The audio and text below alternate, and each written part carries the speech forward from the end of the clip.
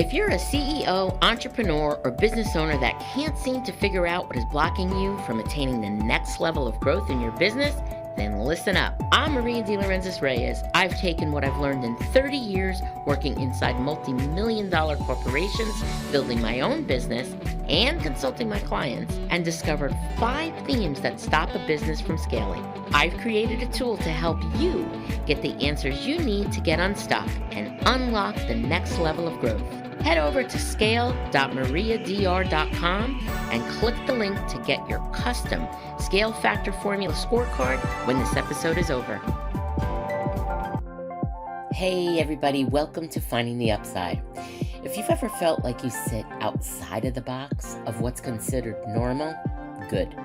Today, I'm bringing you a special episode on turning differences into strengths, and more importantly, how to change thinking to be inclusive of these differences and change the norm that boxes us into limited thinking and missing out on potential. First, Neurodiversity coach Pasha Marlow gives us clear language and a big picture context for why teams and communities thrive and all brains are welcome. Then Coach Mandy Keene shows us how real change happens with 2 engines, commitment and compassion. And finally, Jane Carino and Annika Ahlstrom take us from breaking the stigma of ADHD in school to a thriving strengths-first career story. Stay with me. You're about to get vocabulary, validation, and a path forward. Let's get into it.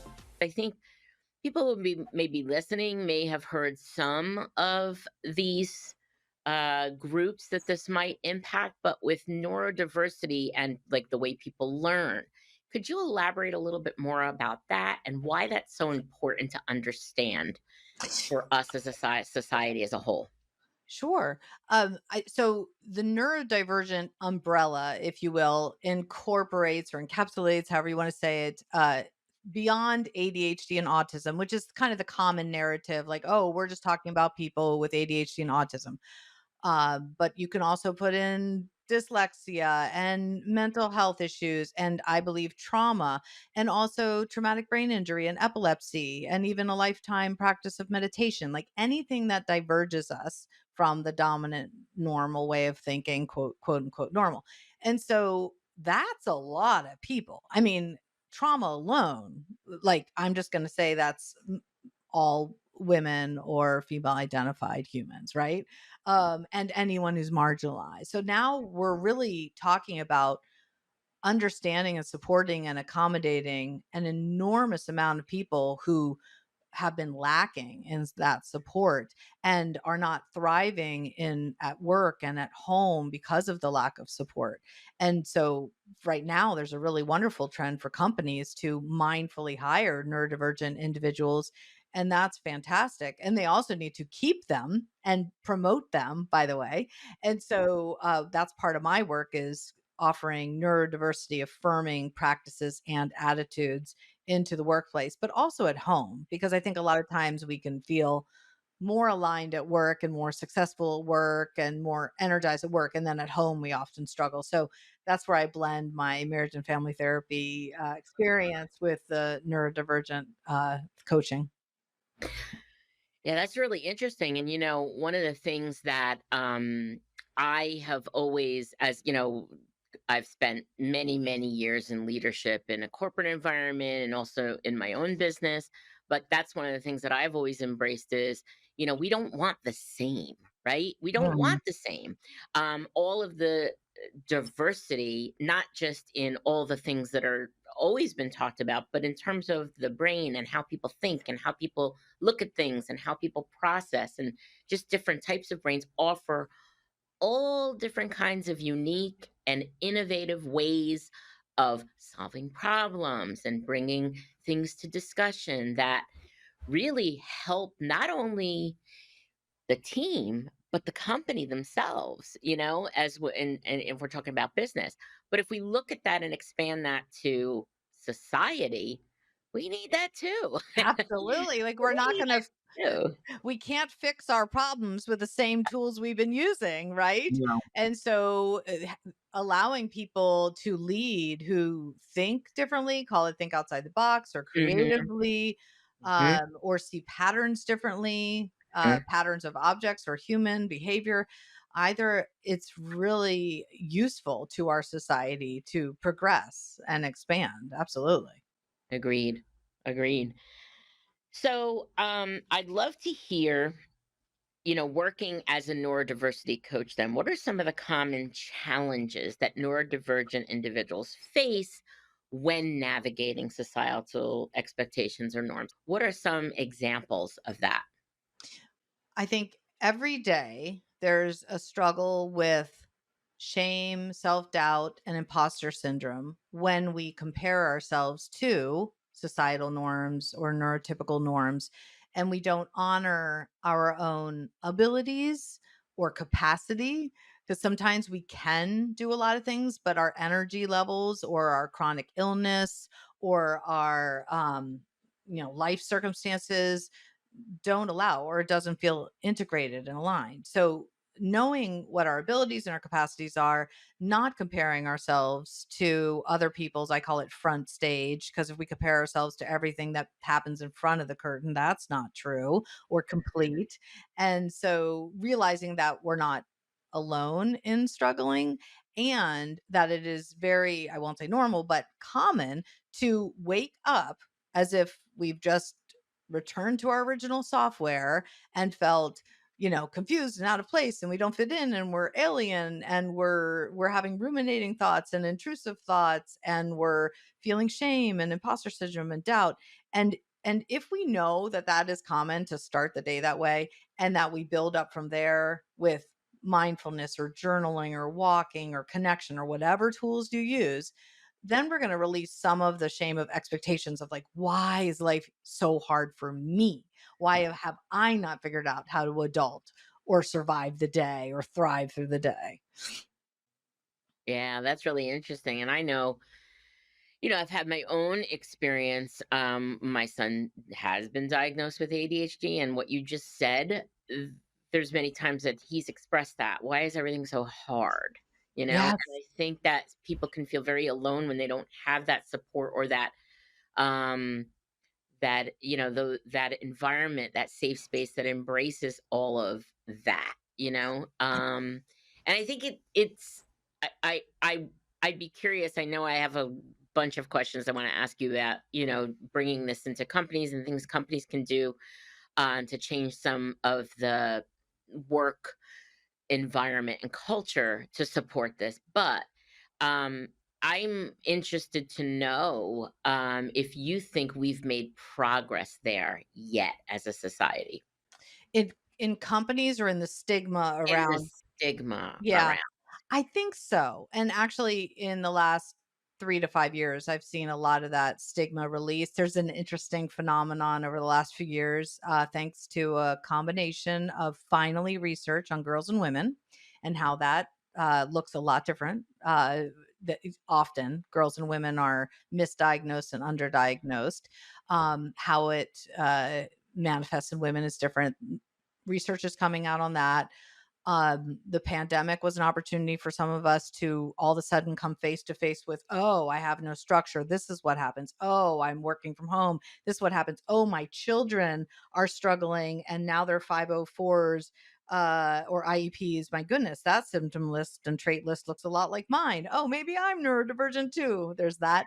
And then, frankly, things like TikTok and social media just becoming a lot more visible about the experience, the lived experience of people with neurodivergent minds going on and saying, like, this is what it feels like every day.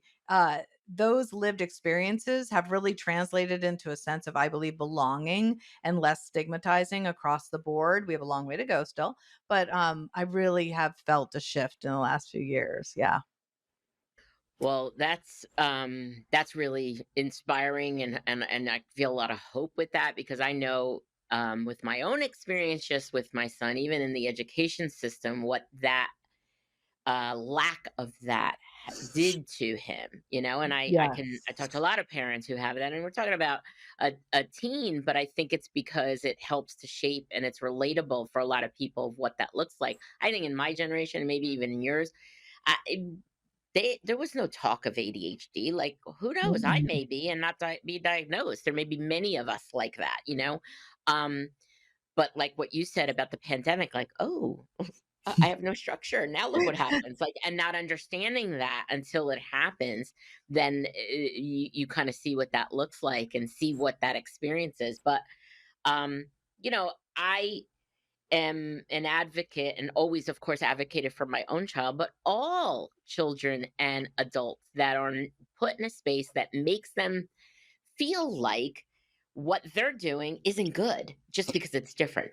Exactly. And just thinking about your son at school or anyone who's listening, their children at school, let's say people with ADHD or autism specifically right now, just for ease of the conversation, have a lot of excess energy, could be internalized hyperactivity, internal, like ruminating thoughts, intrusive thoughts, spinning thoughts, or excess energy physically. So sitting still is not accommodating to a person or a child with that excess energy.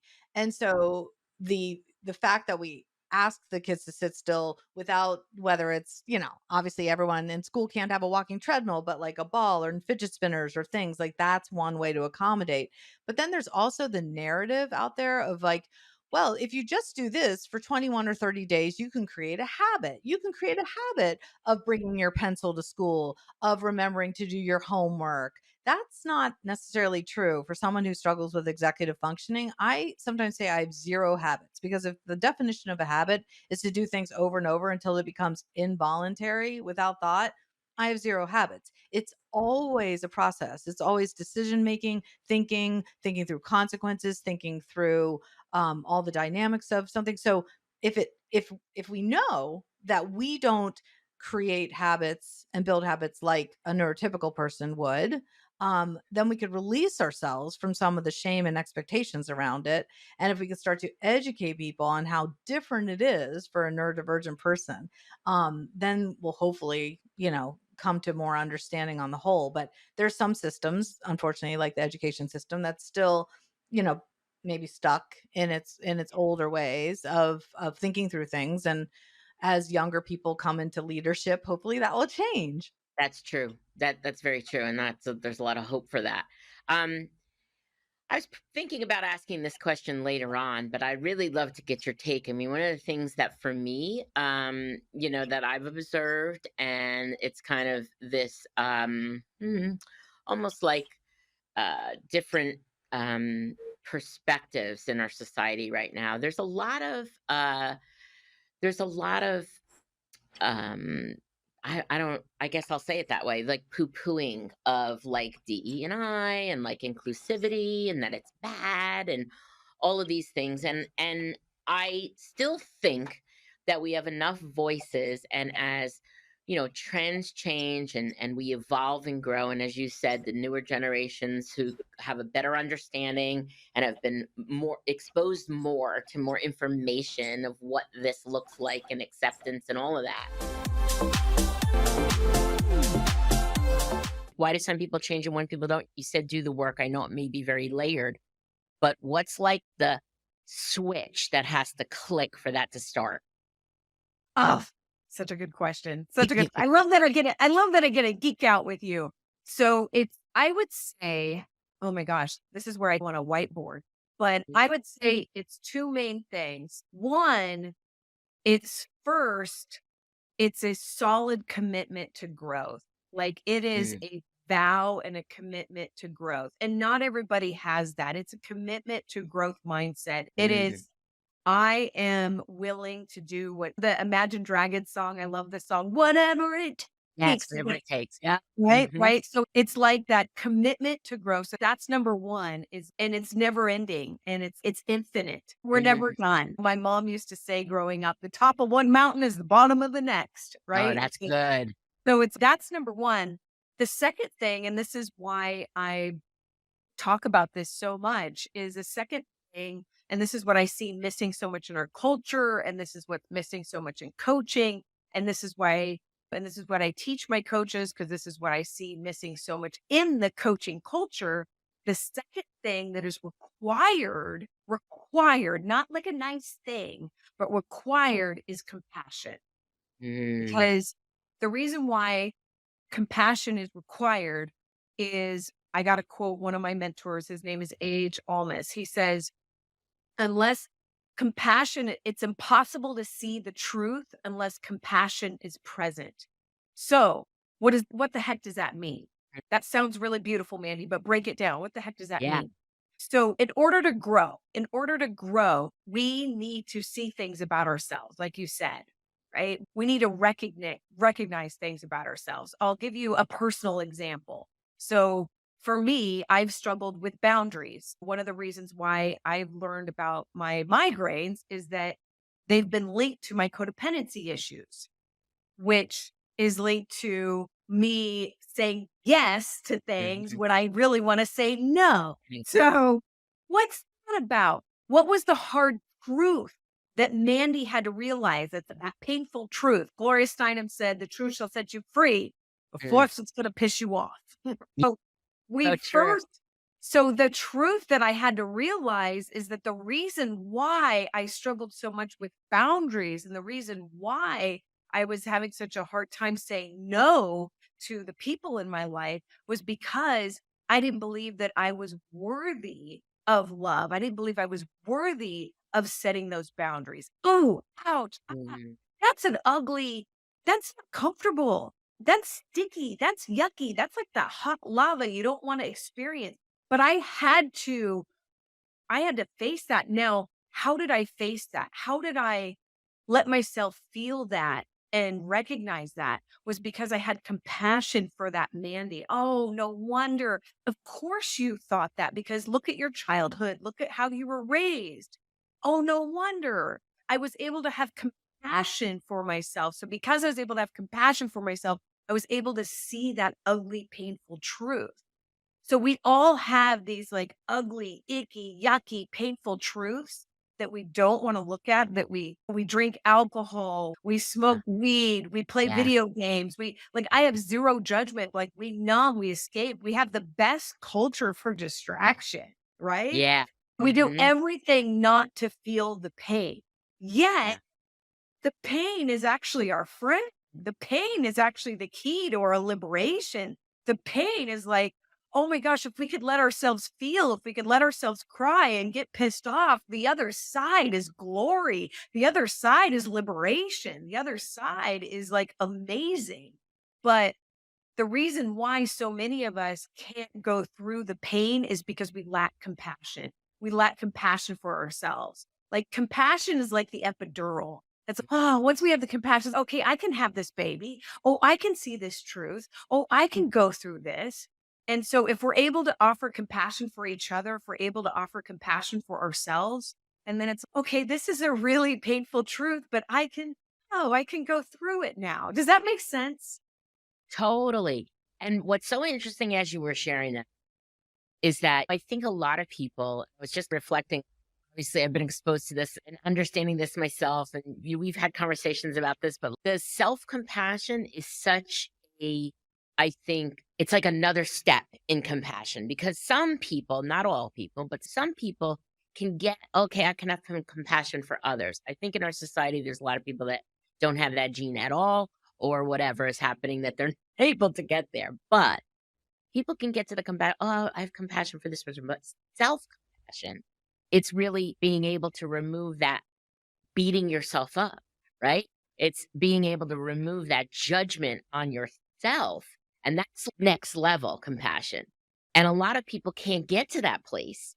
How, and I obviously I know it takes work, but how do you help people get to that next step? Oh, such a good question. And it's really simple. I love that you say that because you're so right. It really is. I think in a way it's beautiful if you look at it, that I know for myself, it's so much easier for me to have compassion for you, Maria. It's a lot Hmm. harder for me to have compassion for Mandy. Like I can Yeah. kick Mandy's butt. Yeah. I would Hmm. never do that to you. And so it is part of our healing and our work. So it's very, I share with my clients and my friends, it's so normal that that's harder. Part of having more self-compassion in a very simple way, and this is something that I love and I'm so passionate about, is to tell your story. This is why support groups are very healing. So Brene Brown, my future bestie, Brene Brown, just going to put it Yeah, out there. me too. Maria, let's hang out with Brene Brown. Yeah. So Brene Brown, she says that shame needs 3 ingredients to live. It needs secrecy, silence, and judgment. So if we want to have compassion, we need to start talking about it. So if you look at 12-step programs, or you look at support groups, and you look at how are they been effective? They've been effective because people are sharing their story. So if you have an area of your life that you lack compassion in, I guarantee you it's because you're not talking about it. You're not sharing the story. If you got into a support group, or if you got a coach or a therapist, if you shared with a trusted friend, hey, I've been going through this, that shame would be lifted. If you were like, God, I'm so embarrassed. I filed bankruptcy. I'm so embarrassed. I'm considering divorce. I'm so embarrassed. I don't know how to handle this with my child. You don't know how many, I don't have children of my own, but you don't know how many parents I coach where they have so much shame around parenting their children. I'm like, yo, there's a reason why I didn't have any. That's hard. It's hard. And I don't know any parent that doesn't struggle, especially now. And I'm like, you guys should all get together and just share, hey, this is really hard. So part of the self-compassion, it really comes from sharing your story with other people who are safe and other people who can validate your pain and validate and hear you and see you and understand you. And that's part of the medicine. That's part of, okay, now I'm going to start being kind to myself. The worst place you can stay is like in between your ears by yourself. That's why isolation is so dangerous. Yeah. That's why solitary confinement in prisons is one of the worst things you can do psychologically to us human beings. Because we're not involved enough. Unless you're an enlightened master, right? Hashtag goals. Unless you're an enlightened master, maybe the Dalai Lama would be okay in solitary confinement. But you put any of us in solitary confinement, that's no bueno. Yeah.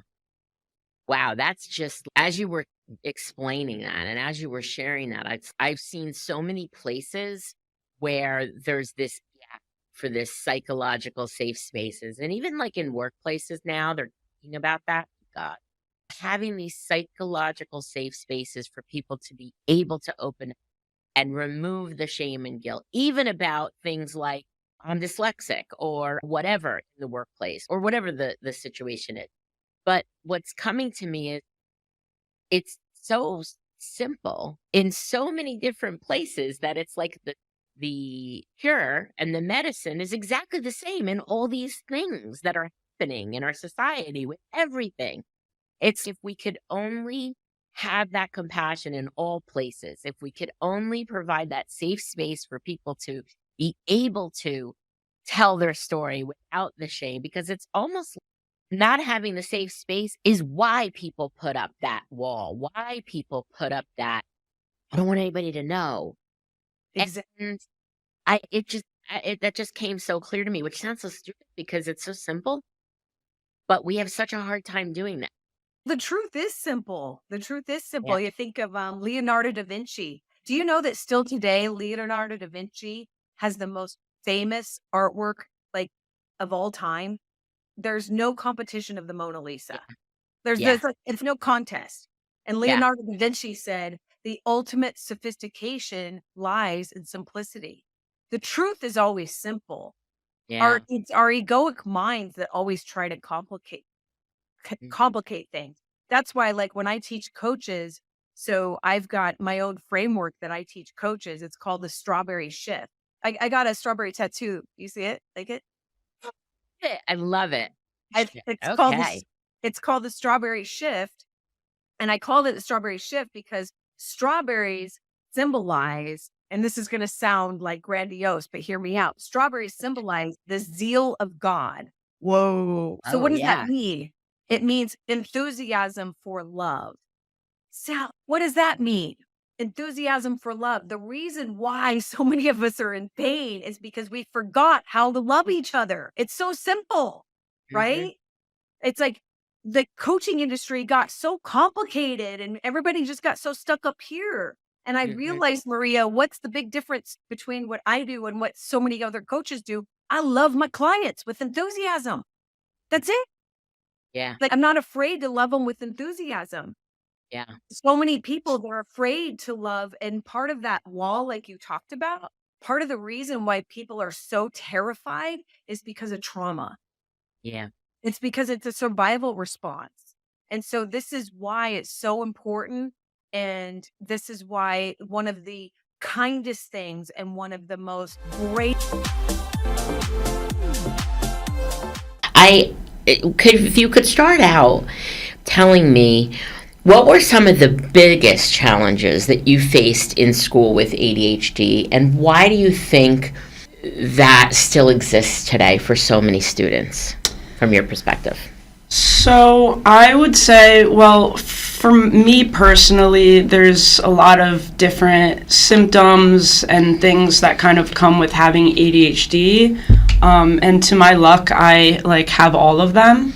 One of the funny things I feel like about ADHD that I've heard people talk about is, this is so silly, but I've heard people say there's the girl ADHD and the boy ADHD. So girls with ADHD tend to be illustrated as just kind of having their head in the clouds, staring out the window, maybe a little bit chatty, while boys with ADHD tend to be illustrated as hyperactive and troublemakers and that kind of thing. And I actually have kind of all of those things. So throughout school, I really never fit into the mold. Teachers never really knew what to do with me.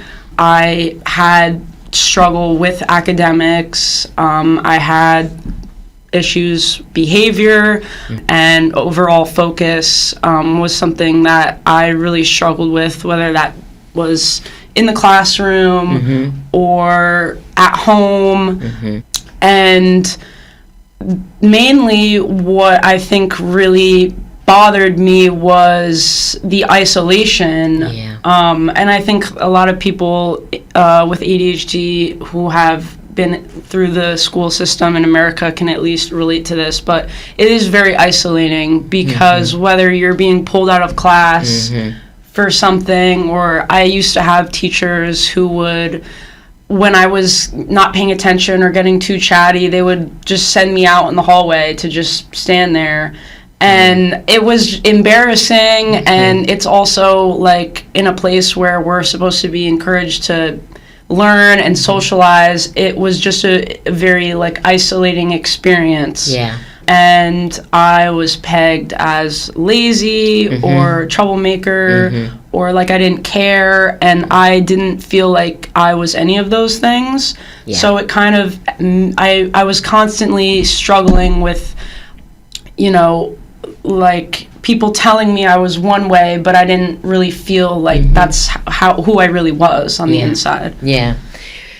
It's very, first of all, I want to respond to a couple of things, and I want to ask Annika a follow-up question about that.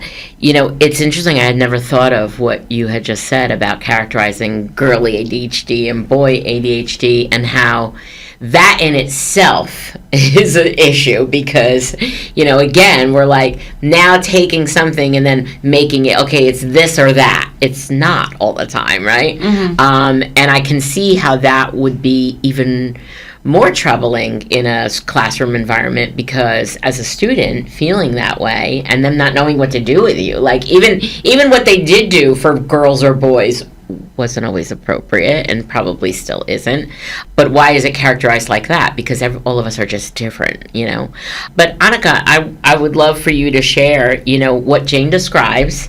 How common is that? And the people that you work with, or when you worked in, because Annika, those of you who have met Annika before, or listened, or don't know, Annika worked in a school for support for all types of learning challenges and diagnoses, and ADHD being one of them. What is that common, what she described? And what is your take on why that's not changing in education? So first of all, I have to say, my heart breaks for you. Me too, Jane. And my heart breaks for every young person Yes. or older person, quite frankly, who has gone through what you describe. And it's exactly, it takes me back to so many students who I witnessed went through similar situations that you describe. And it's heartbreaking and it's shaming. Mm-hmm. And it's, like you said, it devalues you. Mm-hmm. Your self-esteem just takes a hit after hit. I've read somewhere that, by the time a child who has ADHD is 10 years old, they've heard 10,000 negative comments, specifically about their executive functioning in school. Mm-hmm. And, that's it's tough enough to be a kid, and now you've got that, right? So I think it's very common when you describe, but, every situation, every person is so unique. So, every time I meet a person who, has gone through a similar situation, I just listen, because I feel like the first thing I want them to know is that I don't know their story. Just because I know some, situations and have witnessed many people go through this, I don't know their specific situation. And until I really listen and hear them, I don't know their journey. And so a big part of connecting for me is listening at first. Why is it still this way? Because I don't think there's enough education for teachers and educators 100%. out there. They really don't understand. And I think that some schools are so large and there's turnover, and it's heartbreaking because I feel like there needs to be more education, there needs to be more resources, and just more understanding of what ADHD is. And, even listening to you say girls and boys, it's, different. Like, no, it's different for every individual. Yeah, we're and all we individuals. need to respect every individual and listen to every person's story so that we can help them and so that we can find that connection, because learning is difficult in the environments that we have. So thank you for that. Well, that's the other thing too, is that I think part of, changing this and putting positive messages out is the education. And that's part of what we're all trying to do here, is really put some understanding and give some perspective that is different, because the more people can hear your story or somebody else's story and what the struggles are and what would work better, perhaps, from your perspective, the more that there can be some more understanding about how to change all that. We won't get into, there's lots of bureaucracy in the school system and so on, but really, I think this goes in our society as well, right? Because what happens in a container then spreads to society as well, and if society doesn't understand it, then it's out there even when you're out of school. It's in the workplace, it's in, and that's varying degrees. So I think that's what our intention is here. So I would like to pivot, and maybe we'll go back to this later. Can you talk about, because I know a big part of what we chatted about was your feeling like when you were in school and all the struggles and challenges that you faced, and you persevered, by the way. So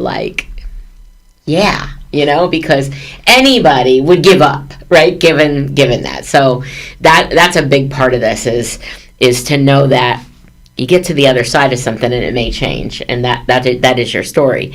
But what was the specific things that you thought about your future? And could you take us through that journey when you were about to graduate college and you were looking for a job or thinking about, what am I going to do when I get done with school? Talk to me about how you characterized that and some of the fears you had, and then how you kind of were able to discover something different. Well, it's kind of an interesting question. I feel like I've heard other neurodivergent people say this, where sometimes when you are growing up as a neurodivergent person with whatever you are struggling with, sometimes it can be really hard to visualize a future at all. Yeah. So I kind of never really knew what was going to happen. Through high school, I never knew what college I wanted to go to, because it just didn't seem like it didn't seem within reach to me. And then in college, I couldn't really picture where I would be after college. because it was just kind of, it never felt like something that was for me. Like my whole life, things kind of felt like they were built for other people. And so whether that was college or a career, I had those similar feelings there. But I have a lot of perseverance, and I'm kind of hard-headed, and I think growing up with these struggles kind of instills that feeling in you, because you have a little bit of a chip on your shoulder and you want to prove people wrong. So as we were talking about the other night, my mindset after college kind of turned into, I need to start playing into my strengths. And when you are diagnosed with ADHD, you're constantly told all the negative things about yourself, and all the ways you're going to struggle, and all the ways you're not going to fit in with regular people. So I kind of just decided, okay, well, I do have kind of like a toolbox full of strengths that I think, people without ADHD might not even have or be able to understand. And if I can take those things and lean into them more, I can actually use them to my advantage, which is how I found my current job. All right, so I hope you loved this episode and found it valuable. Thanks for hanging out with me. And if you'd be so kind, if you know someone else that this will help, please share this episode with them. Just grab a link for this specific episode, text it to a friend or colleague so it can help more people like you. Thanks so much for tuning in. I will see you next time for more entrepreneurial goodness. Same time, same place on the Finding the Upside podcast.